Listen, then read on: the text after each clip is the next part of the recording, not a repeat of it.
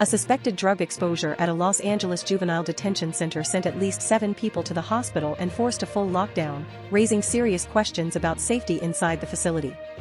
Downey, California, at least 7 people were hospitalized Wednesday after a suspected overdose and possible exposure to an unknown substance at a juvenile detention center in Downey.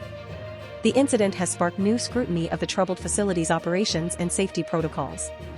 Authorities from local fire and police departments, along with county probation officials, responded around 8 a.m. to reports of a possible overdose at Los Padrinos Juvenile Hall. The facility was immediately placed on lockdown, and all programs were suspended while an investigation began. Officials said staff administered Narcan to treat a suspected overdose. 6 staff members and 1 youth detainee were transported to area hospitals. All were reported to be in stable condition and expected to be released later the same day. The probation department confirmed that the facility remains on lockdown as the investigation continues.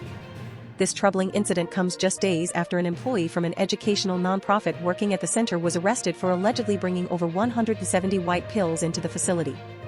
The employee had reportedly been observed engaging in suspicious activity before being detained by authorities. Local officials expressed deep concern over the event. One county supervisor called it deeply concerning and stressed the importance of understanding exactly what happened to ensure the safety of both youth and staff. Another supervisor described the exposure as a toxic drug that should never have been able to enter this facility and pledged to find out how it happened. Operational problems at the facility. This is not the first controversy at this juvenile hall.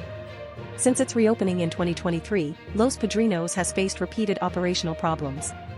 The facility was reopened to house youth transferred from other detention centers that had been deemed unsuitable, but it too has been declared unsuitable by state regulators on multiple occasions. In May, a judge ordered a reduction in the number of youth housed there, citing short staffing and failures to transport detainees to classes and medical appointments.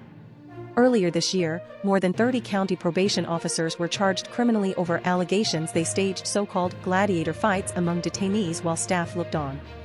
What's next?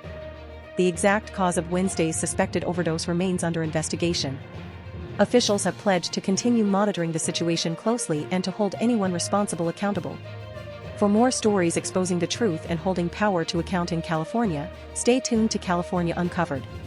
If you found this story important, please like, share, and subscribe to support independent reporting. What do you think needs to change to keep facilities like this safe? Tell us your thoughts in the comments. We want to hear from you.